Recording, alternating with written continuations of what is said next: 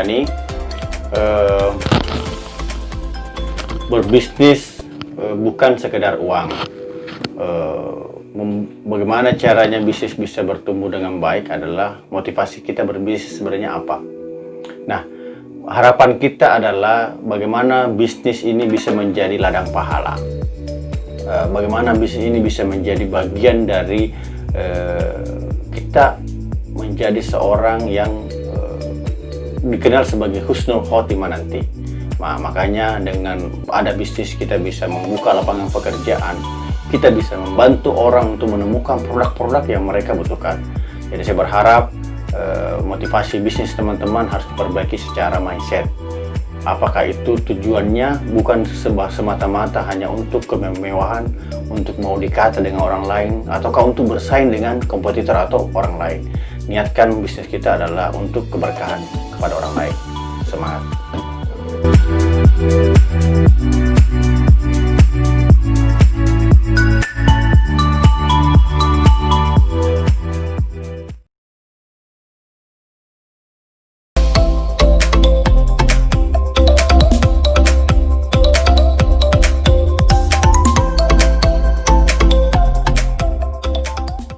Oke, apa kabar sahabat TV Pare di mana saja berada?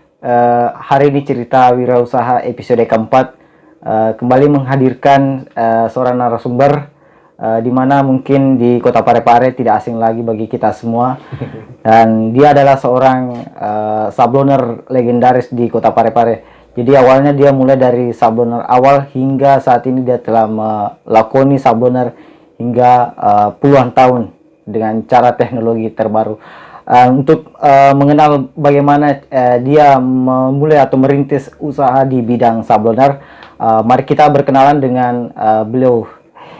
Siap. Oke, gimana? Awal mula. Ya, tolong diperkenalkan dulu dong. Oh, iya. Namanya siapa? Oke, siap. Nanti siapa tahu nanti ada yang mau sablon-sablon, Oke, siap. suka-suka ya. Oke, silakan diperkenalkan dulu. Oke, terima kasih. Assalamualaikum warahmatullahi wabarakatuh. Nama saya Samsul Rijal Madani, sering dipanggil Rijal, berdomisili di Parepare. Anak ke-8 dari 10 bersaudara, tapi 2 meninggal jadi anak bungsu. Ya. Bungsu dari keluarga Madani. Jadi ya inilah cerita singkat. Oke. Ya, ini awalnya menjadi seorang sablon, apa yang menjadi tertarik sehingga bisa menjadi seorang sablon sampai saat ini bisa besar dan punya karyawan sampai puluhan orang? Oke, sebenarnya awalnya sablon ini usaha kakak. Jadi ada kakak nomor 4 itu memang dulunya memang sablon dengan brand yang berbeda. Saya itu sebagai tenaga kerja. Tenaga kerja tapi semua lini. Bagian jahit, gunting, sablon, melayani pelanggan, ambil orderan, ambil uang juga, semua saya layani. Karena memang kakak ini orang sibuk sekali, jadi saya memang melakoni semua itu. Jadi basic saya di sablon ini dari kakak. Dulu itu masih modelnya masih model manual sekali. Kita itu kalau mau buat rekaman sablon itu kita harus berjemur di luar. Itu itu masih pakai masak-masak. Sekarang ini teknologi luar biasa, udah pakai lampu. Nah, itu udah bisa juga. Ya itu dari situ. Jadi dulu bilang mungkin waktu masih SMA. SMA itu sudah menjadi timnya kakak untuk nyablon. Oke, tapi saya dengar-dengar kan latar belakangnya Om Rijal ini adalah pernah melanglang buana juga di negara Asia, di Jepang. Ya, baru kembali ke Parepare mengembangkan usaha ini. Ya, sedikit bisa diungkapkan itu? Ya, jadi pas lagi kerja sama kakak ini, saya sebenarnya bercita-cita untuk bagaimana pengen mandiri sebenarnya. Makanya pada waktu itu di tahun awal 2000-an itu maraklah yang namanya pemagangan ke Jepang. Saya beruntung sebenarnya melihat pemagangan itu karena saya di sisi lain saya tetap kuliah, saya ikut BLK. Saya ikut BLK disitulah saya melihat orang Jepang, kok ada orang Jepang di BLK ini gitu. Nah, ternyata BLK membuat program itu tentang program magang ke Jepang. Nah, muncullah minat untuk ikut magang ke Jepang. Nah, dari ikut tes, alhamdulillah tes pertama itu lulus sampai akhirnya terkirim. Nah, terkirim. Tapi pas di magang ke Jepang itu kan memang kita diharapkan untuk berangan-angan nanti setelah pulang 3 tahun di Jepang, apa yang akan kamu lakukan di Indonesia. Salah satu yang saya buatkan studi kelayakan bisnisnya adalah sablon. Saya hitung-hitung misalnya kalau saya punya modal sekian, berapa bulan atau berapa tahun modal itu akan kembali, berapa target produksi sehingga modal itu bisa kembali, itu saya buat memang laporan studi kelayakan bisnisnya. Dan ini memang waktu itu saya melihat layak sekali untuk dilanjutkan. Nah, itulah. Nah, alhamdulillah di Jepang itu saya betul-betul menabung, menyimpan duit untuk membuka usaha nanti di Indonesia. Berapa lama di Jepang? Alhamdulillah 3 tahun. 3 tahun. Kerja apa di sana? Di Jepang itu kerjaannya itu agak sedikit berat karena itu pabrik, tapi pabrik besar. Dia penyepuhan. Jadi penyepuhan itu menyepuh besi dengan aluminium sehingga anti karat. Ya, jadi selesai di Jepang kembali ke Parepare. Ya, jadi setelah dari Jepang kembali ke Parepare dengan tadi modal tadi dan dengan beberapa konsep bisnis. Sebenarnya jujur memulai bisnis ini bukan ini yang pertama.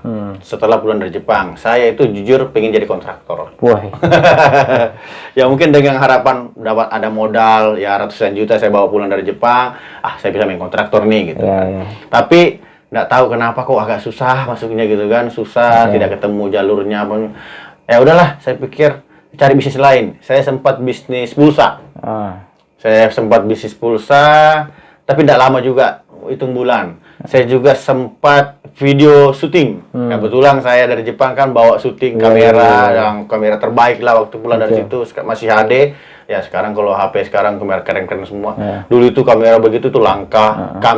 Video juga handycam. Saya bawa itu. Saya sempat ada beberapa customer itu saya layani, saya editin juga. Pakai aplikasi yang Ulit ya. Kalau dulu Ulit berapa itu saya lupa, Ulit 8 dari 10, sekarang Ulit berapa enggak tahu ini. Nah, disitulah. Tapi lagi-lagi tidak memperlihatkan hasil yang luar biasa, lumayan. Saya akhirnya berpikir, ayo saya kembali ke sablon ini. Ya walaupun mungkin waktu itu pikirnya biar kecil deh, yang penting istilahnya berkontinu lah, berkesinambungan. Nah, mulailah kita menghubungi ya, karena saya bilang tadi basic saya adalah pernah menghadapi customer, pernah melayani. Akhirnya saya coba mendatangi mantan customer kakak dulu waktu saya sebagai karyawan. Ya alhamdulillah ketemu akhirnya orang-orang yang memang ternyata masih butuh produk kami. Wah, untung kamu ada sekarang. Saya mau pesan itu. Akhirnya saya beli mesin dan sebagainya, mulailah dari awal lagi. Tapi kalau itu namanya Kausta, itu dari mana? Kausta sebenarnya jujur saya waktu di Jepang itu saya benar-benar selalu melakukan penelitian apa sih nanti usaha, apa namanya. Jujur saya itu kalau tidak salah ada 9 atau 10 itu jenis usaha yang saya mau lakukan nanti di Indonesia setelah pulang, termasuk bengkel, termasuk warnet, termasuk air galon. Itu ada beberapa itu saya. Namanya pun macam-macam, ada namanya Hikari. Kenapa Hikari? Kan nama Jepang itu Hikari itu bersinar. Nah, saya bilang, pokok nanti pengusaha itu namanya Hikari nih. Ada juga yang namanya independen, karena saya bilang saya mau mandiri, makanya independen kan. Tapi tidak tahu kenapa pas mulai bisnis ini, saya belajar lagi. Kenapa ya banyak toko-toko itu namanya itu adalah jenis produknya. Misalnya toko bangunan, atau kan nama jalan.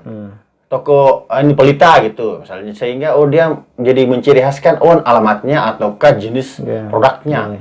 Akhirnya muncullah ide harus pakai nama kaos nih. Nah, karena ini kan kaos kan kompetisi sablon harus ada kaos. Cuma kaos apa ya? Kaos akhirnya muncul kaos kita. Cuma kalau kaos kita kan terlalu biasa, kaos tak deh. Nah, karena kita juga pakai filosofi Bugis, ya ini belakang memang saya harus pelajari bahwa Ya kita itu kan dalam bahasa Bugis pakai kita itu kan bukan kau atau saya, ini kami, kita. Ya. Itu kan bentuk halus, bentuk merendah. Nah, itulah mungkin juga Bugis, orang Bugis juga makanya selalu menyebut kayak kita gitu kan, bentuk halus itu. Makanya pakailah kaos kita. Mungkin kaos kita ini bisa menjadi bagian menggambarkan seluruh orang bahwa ini kaos bersama, kaos kita bersama gitu. Makanya namanya Kaosta jadinya. Alhamdulillah. Oke. Itu Costa tuh belum, sebelumnya kan ikut sama siapa? Kakak, tuh. ya. Berarti waktu nama sebelum kakak apa namanya? Beda. Oh, beda. Dulu itu sudah berapa kali, 2 kali kalau nggak salah ganti nama. Ganti nama. Pertama itu pernah namanya Cikal. Nah, karena kebetulan kakak ini orang pramuka, saya juga orang pramuka. Dan jujur memang pekerjaan waktu kita banyak itu pekerjaan pramuka sih, karena buat pramuka dan sebagainya. Karena makanya Cikal dulu namanya. Buat kartu nama lah semua dulu. Pernah juga namanya Parejaya. Parejaya itu waktu kakak pernah merantau ke Irenjaya. Saya sempat merantau ke Irenjaya juga. Cuma 6 bulan tapi. 6 bulan ya karena kacau di sana balik. Nah, namanya di sana Parejaya. Sempat dilanjutkan di sini dengan nama Parejaya juga. Cuma itu lagi karena kakak fokus di kontraktor. Akhirnya bisnis ini terbengkalai, saya ke Jepang. Terbengkalai bisnis ini tidak ada yang urus. Saya balik itu tidak ada sama sekali bergerak ini bisnis. Makanya saya memulai. Akhirnya saya membuat nama sendiri dengan nama Kaosta. Jadi sudah tidak ada campur tangan lagi. Tidak ada campur tangan, tidak campur tangan. Sudah mandiri. Mandiri betul. Oke. Itu waktu memulai membangun kembali itu bagaimana apa namanya tantangan yang dihadapi membangun sehingga sampai terkenal seperti ini? Ya, jadi kemarin itu sebenarnya yang menjadi muncul kembali keinginan untuk konveksi ini sebenarnya jujur ini survei kecil-kecilan karena di momen-momen tertentu itu ada memang konveksi itu lagi banyak orderan tapi tidak mampu menghandle semua. Ya, mohon maaf ya, ada beberapa senior kita di Parepare itu waktu saya bilang banyak cerita bahwa dia harus pesan di Makassar, pesan di daerah, di luar daerah, bukan di Parepare. Kenapa saya bilang? Ternyata kemampuan produksi di Parepare ini kurang. Kurang. Jadi saya melihat ada peluang. Oh, ada peluang nih. Waktu itu mungkin sekitar 10% itu lepas itu orderan. Misalnya 100% nih orderan Parepare. 10% itu lari keluar Makassar lah, ke Pindrang lagi, Sidrap lah. Akhirnya saya bilang, ya 10% itu buat saya deh. Nah, akhirnya kita buatlah Kaosta ini. Dan alhamdulillah, ya itu tadi. Ya itulah tadi, alhamdulillah selama 3 tahun di Jepang, alhamdulillah bisa menyimpan duit, menabung. Itulah kita jadi sepertiga dari modal yang saya bawa pulang itu saya pakai untuk modal awal dari Kaosta. Itu awalnya melalui survei dulu ya sebelum survei, alhamdulillah mau melihat potensinya. Alhamdulillah memang niatnya membantu. Jadi memang awalnya Kaosta hadir bagaimana orang tidak jauh-jauh lagi mau pesan sampai ke Makassar ataukah memesan ke daerah-daerah lain karena ya kami ada gitu. Nah, jadi bahkan saya punya tagline pertama Kaosta itu ngapain harus jauh kalau yang dekat ada gitu. Tagline itu. Oke. Terus dari kalau itu dulu waktu diri Kaosta berapa karyawan dia dulu? Pertama. Jujur dari pertama itu tidak banyak, bahkan kalau salah dua orang aja itu, karena memang pertama-tama bahkan saya sendiri, saya sempat kerja itu dari pagi sampai malam itu cuma kerja satu proyek karangan bunga, karena dulu ini kan Kaosta ini sebelum fokus ke kaos itu saya terima stempel, terima digital print, terima karangan bunga, semua pokoknya semua yang berjenis percetakan saya terima. Tapi memang sudah punya dasar. Dasar kemarin karena dasar saya bilang dari SMA. Saya itu sering dulu buat spanduk-spanduk acara SMA itu saya buat dari kertas itu yang digunting-gunting atau pakai gabus yang dipotong-potong. Nah, itu kerjaan saya dulu. Jadi waktu SMA itu memang dari dulu saya buat begitu. Buat gabus terus diwarnain ya begitu yang dipasang-pasang. Sebelum ada digital print hari ini ya yang bisa di-print pakai muka ya, itu. Kira-kira berapa lama merintis usahanya sehingga bisa besar seperti ini? Jujur alhamdulillah yang saya bilang tadi kita cuma mengambil target 10% dari customer itu lambat laut ini kok customer alhamdulillah memberikan kepercayaan kepada kita ini besar. akhirnya semakin tahun itu semakin besar, capek. Justru jujur semakin besar itu semakin capek. Karena ya mungkin sumber daya yang kita miliki atau cara yang kita miliki masih tradisional, sehingga mengolah itu luar biasa. Apalagi waktu musim-musim, maaf ya, kayak musim penerimaan sekolah siswa, waduh, itu luar biasa. Itu kita sering-sering begadang menjahit, begadang nyablon itu. Karena deadline itu kan hampir bersamaan. Kenapa hampir bersama? Karena kan bersamaan semua orang terima siswa. Jujur, hampir tiap tahun itu sebenarnya kita tolak, ada beberapa yang kita tolak karena ketidakmampuan kita untuk memproses semua orderan. Apalagi waktu sudah semakin bertumbuh, itu orderan dari luar kota justru masuk. Misalnya dari Sidrap masuk, dari Pindrang masuk, dari Baru masuk, dari Makassar masuk. Nah, alhamdulillah, makanya waduh semakin kacau.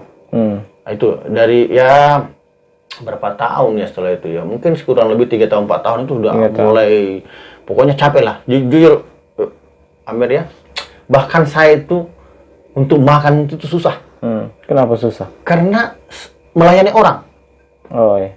Artinya mau makan, ada yang dilayani lagi, berhenti lagi makan. Tapi belum ada karyawan pada saat itu. Ada, cuman memang saya itu masih apa ya, hampir 50% lebih itu di kepala saya.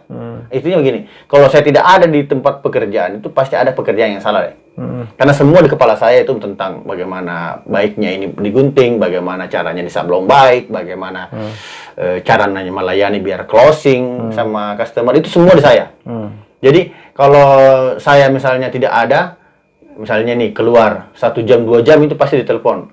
Ada yang kecari, ada yang mau ketemu, ada yang mau pesen, ada yang harus kembali lagi ke rumah. Itu makanya saya bilang sebenarnya tadi, saya bahkan dulu itu ada di sebelah situ, ada ruangan saya khusus. Itu ruangan khusus untuk saya sembunyi untuk makan. Karena harus nyuri-nyuri waktu untuk makan. Karena saking banyaknya orderan pelanggan yang masuk, sedangkan saya tetap harus mau makan, mau melayani juga. Ternyata betul menjanjikan membludak setelah itu, alhamdulillah. Pasti ada strategi yang bisa dilakukan ketika pada saat itu langsung bludak mungkin. Ya saya begini, oke. Ada hal yang sebenarnya saya mau memperbaiki di niat ya, itu niat saya itu ketika membuka konveksi itu ada hal sebenarnya yang benar-benar ingin saya memperbaiki.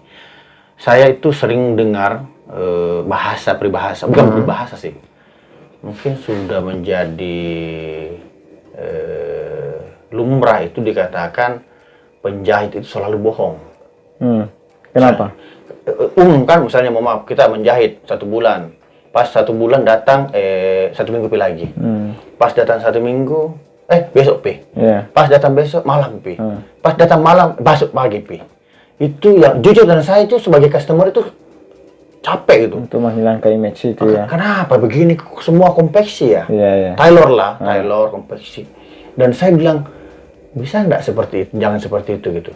Nah itu niat juga untuk di Kausta ini tidak melakukan itu saya lakukan. Jadi kalau saya itu harus hitung-hitung bener nggak saya bisa terima ini. Saya nggak mau, makanya saya bilang ada saya tolak juga karena secara hitung-hitungan nggak sanggup nih kita kerja nih. Jangan. Kalau saya sudah hitung-hitung nggak sanggup, saya nggak akan terima. Lebih baik saya bilang, kadang-kadang ada pernah customer bilang, ayolah terimalah, minta tolonglah, apalagi kalau ulang gadang dari tahun lalu kan. Saya bilang, Pak Haji misalnya, kalau saya terima punyanya orang lain akan tidak selesai. Bagaimana perasaan orang itu kalau tidak selesai dan kita selesai? Nah, oh iya. Tahu nggak? Dia kasih jempol sama saya. Bagus. Cuma saya bilang, Pak Haji, bisa nggak tahun depan lebih cepat masuk? Dan alhamdulillah dia ikuti. Tahun depan itu akhirnya dia cepat masuk supaya orderannya juga bisa selesai dan tepat waktu.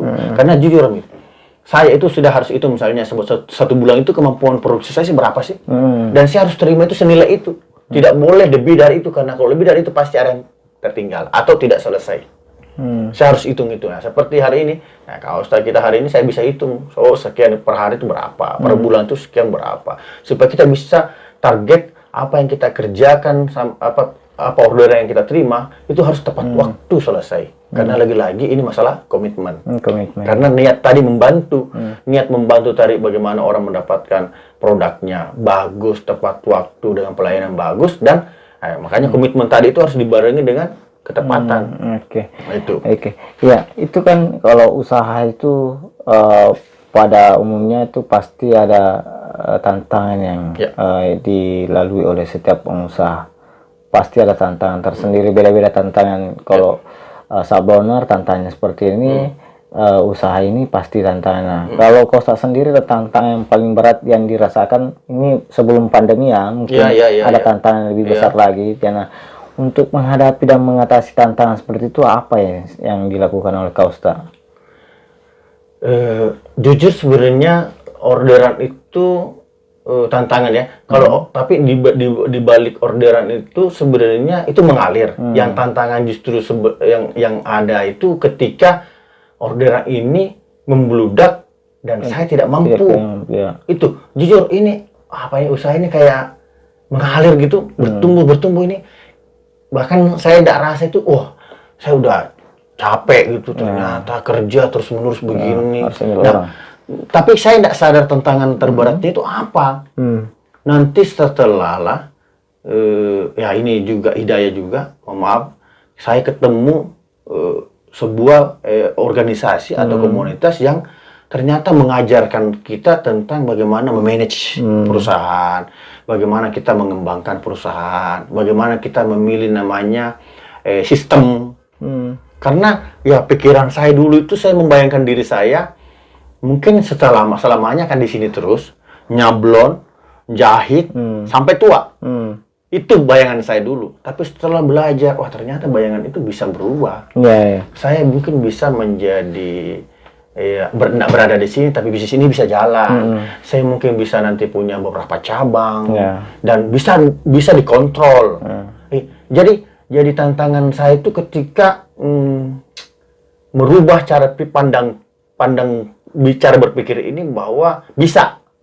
Yang dulunya saya bilang, mau maaf tidak ada waktu untuk belajar, tidak ada waktu untuk pergi acara-acara, pertemuan-pertemuan bisnis dan sebagainya. Karena lagi-lagi karena tingkat kesibukan. Betul. Apalagi saya bilang tadi, makan aja itu susah. Jadi saya dulu itu 8 baru pulang ke rumah.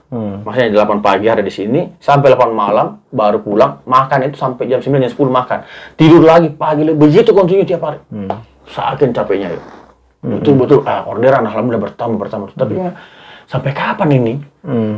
Sampai kapan ini? Nah, akhirnya itulah tadi momennya itu adalah mencoba belajar.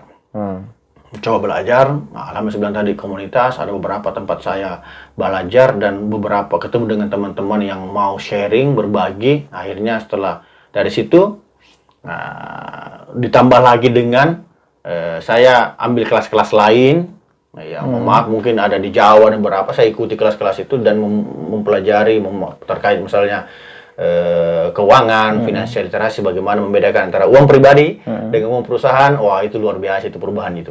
Dulu itu kan jujur ya mungkin satu rekening satu perusahaan itu sama semua rekeningnya. Tapi sekarang alhamdulillah dipisah lah. Ada uang pribadi, ada perusahaan. Dulu itu misalnya jami cari karyawan, bisa jadi jual, bisa jadi ini ya, karena kita berpikir mungkin daripada keuntungan diambil lagi sama orang, tapi ternyata setelah kita ambil karyawan dan dia bisa kerja sama kita dengan baik, ya mungkin orderan bisa lebih banyak lagi diterima. Ada rezeki ya lagi-lagi insya Allah rezekinya mereka itu melalui kita. Yang mungkin kemampuan kita dulu cuma 50 misalnya sehari, ya mungkin dengan adanya beberapa karyawan kita bisa sampai misalnya 300 sehari.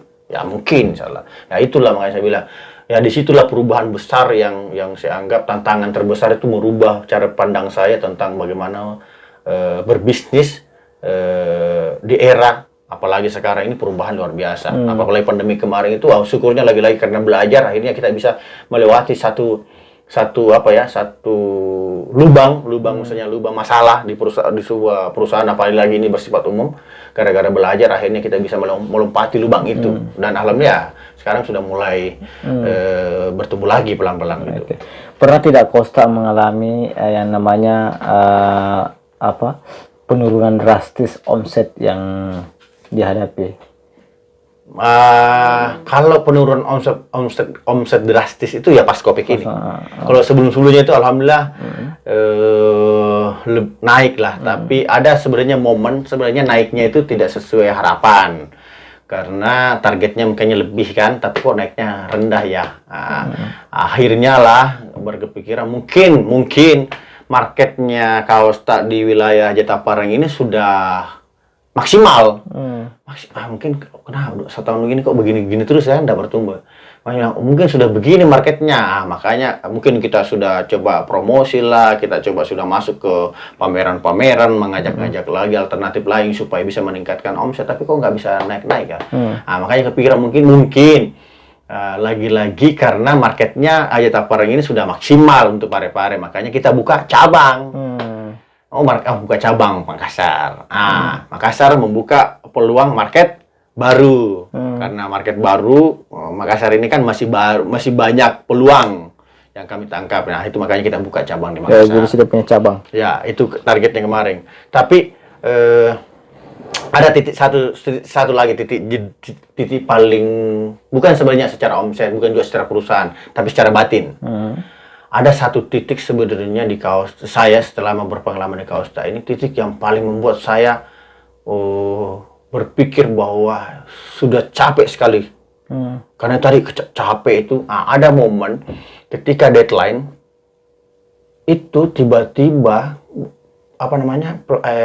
karyawan itu, tim itu ada beberapa tidak masuk. Sedangkan barang itu harus jadi besok. Harus jadi. Di situ saya betul-betul karena saya komitmen kan, masalah komitmen, saya itu begadang sampai subuh untuk mengerjakan pekerjaan itu dan sendiri. Ya ditemani istri, tapi kan istri tidak bisa menjahit kan, mungkin nemanin ngobrol saja, tapi saya menjahit di situ betul-betul Amir, saya capek sekali. Capek, saya bilang buat apa ini uang ini kalau saya capek begini. Saya mengeluh, maaf saya mengeluh. Tapi selesai alhamdulillah. Saya pergi sholat dan tidak tahu kenapa di sholat itu saya kayak seolah-olah tertampar dan saya menangis, agak saya merinding sedikit. Karena saya langsung sadar diri bahwa saya tidak seorang yang tidak bersyukur sebenarnya waktu itu ya. Kenapa saya mencemooh pekerjaan ini? Saya seolah-olah merasa diriku, kamu tidak bersyukur Jal. Banyak orang yang mau kerja, sedangkan kamu tuh kerjaanmu luar biasa banyaknya. Kenapa kamu tidak syukur dan mencemooh ini pekerjaan, capek dan sebagainya. Saya jujur capek, saya tampar diri saya. Saya tidak boleh, saya bersyukur ini pekerjaan banyak. Dan itu benar-benar jenuh. Saya bahkan sudah bilang, mau gak berhentiin bekerja, mau gak kerja begini, mau gak berhenti, mau gak jadi PNS saja, mau gak jadi misalnya jadi karyawan saja. Karena saya berpikir capeknya ini luar biasa. Tapi di situ saya bilang, ketika salat subuh itu saya ditampar tuh, saya ini bersyukur banyak kerjaan, ada orang yang mau kerja tidak ada kerjaan. Akhirnya saya perbaiki introspeksi diri, akhirnya belajar lagi, berusaha lagi. Mungkin salah satu tantangan juga itu ya. Itulah tantangan. Karena tapi memang yang mungkin titik jenuh, istilahnya orang bahasa titik jenuhnya nyampe di situ. Nah, alhamdulillah saya lewati titik jenuh. Mungkin kalau saya jenuh kemarin di situ dan berhenti, mungkin ini tidak ada. Karena situ betul-betul capek, Mir. Jujur saya masih di sini nih, masih ini berantakan semua di sini, kain berantakan semua, saya menjahit tengah malam. Jujur saya sakit juga, harus menjahit terus. Aduh, capek sekali. Makanya saya juga merasa itu kalau tim saya bekerja keras itu saya merasakan itu. Makanya kan kita bagi juga sampai jam berapa kerja, terus ada liburnya. Karena ya saya merasakan juga kalau kerja terus itu capek. Makanya kita bagi-bagi lah. Ya, jadi membesarkan Kosta ini sama halnya kalau kita menanam sebuah tanaman ya. Butuh kesabaran, butuh strategi, butuh pakan yang bisa membesar. Mungkin Kosta punya strategi sendiri atau cara lain sehingga kita ke skala Jetaparang sehingga ini bisa besar namanya Kosta di skala Jetaparang di luar daripada Jetaparang. Mungkin strategi bisa disampaikan ke teman-teman yang memiliki usaha, mungkin bisa dia petik dari cerita ini. Ya, betul. Ya, sampai saya pengen tadi Mir bahwa ada titik sebenarnya di mana saya merasa bahwa ini perusahaan ini kalau saya begini terus akan begini terus nih. Nah, itu tadi ada yang kelas-kelas belajar, saya tolak jujur, saya tolak karena tidak ada waktu memang untuk belajar. Tapi saya tertampar lagi ketika saya ikut satu kelas itu dan wah ternyata dan saya ikuti di Bandung. Saya waktu itu mungkin merasa di Parepare tidak ada Mikala Kak. Tapi ketika ke Bandung Kak, oh ternyata kita tidak punya apa-apa dibanding dengan orang-orang, apalagi yang lebih muda daripada saya waktu itu. Wah ternyata keren-keren semua orang-orang ya, ilmunya juga bagus, cara apa namanya, cara menyampaikan bisnisnya juga bagus. Saya bilang keren ini ilmu-ilmu semua ini. Nah di saat itulah saya hanya haus ilmu, cari ilmu dan sebagainya. Nah sampai detik hari ini saya masih belajar dan saya melihat bahwa disitulah perbedaan ya dulu saya dengan yang sekarang. Kalau dulu saya berpikir ya bisnisku ya begini Ji. Tapi setelah saya belajar, oh ternyata ini bisnis bisa dibesarkan, bisa dikembangkan, bisa dimanajemen dengan baik, bisa dilakukan namanya apa namanya pendelegasian. Semua wewenang itu ada tanggung jawabnya semua kepada tim. Nah disitulah jadi yang saya mau sampaikan bahwa pola mindset yang berubah itu yang merubah akhirnya saya memperbaiki bisnis ini dan alhamdulillah bisnis ini bisa berjalan bagaimana bisa menjadi sebuah perusahaan yang besar nantinya. Amin. Nah, dari situlah akhirnya bisa di manajemen dengan baik, ada namanya manajemen, ada namanya SOP. Dulu nggak tahu namanya SOP. Dulu tidak tahu namanya job desk. Dulu kalau terima karyawan langsung terima saja. Sekarang harus rekrutmen, harus wawancara. Jadi betul-betul kita lakukan sesuai dengan bahasanya kalau sekarang ibaratnya kan kalau bilang kita tadi kayak tanaman kita tanam kan begini nih, kalau kita pakai carata kan kita nggak tahu. Disitulah penting sebuah mentor, penting sebuah coach atau pelatih yang bisa mengajar kita caranya menanam itu tuh begini tuh. Baik menanam. Ibaratnya kalau kita punya senior, ajarkan saya bagaimana ini menanam ini. Oh, diajarkan begini. Nah, disitulah pentingnya seorang coach, mentor, pelatih ataukah pendamping untuk mengajarkan kita bagaimana caranya membesarkan bisnis. Dan alhamdulillah tidak tanggung-tanggung, mentor saya, pelatih saya, coach saya adalah orang-orang yang jujur. Mungkin lebih mudah, tapi secara bisnis dia sudah besar. Dan saya akan belajar sama mereka untuk bagaimana mengembangkan bisnis. Oke, terima kasih. Ya, semoga Costa semakin sukses amin, dan amin, berkembang dan bertambah lagi cabang terus. Amin, amin, amin, amin. Oke, baik, terima kasih. Demikian perbincangan kita bersama dengan owner Costa yang berpanjang lebar menceritakan kisah si merintis sebuah usaha sablon di wilayah Jatiparan dan saat ini dia memiliki cabang di Kota Makassar. Dan selain itu owner Costa juga memiliki banyak penghargaan baik di dunia pendidikan dan beberapa penghargaan lain di dunia usaha. Amin. Mungkin bisa menjadi motivasi buat sahabat yang menonton cerita wirausaha ini. Amin, amin, ya, nantikan cerita wirausaha di episode berikutnya dan sekian.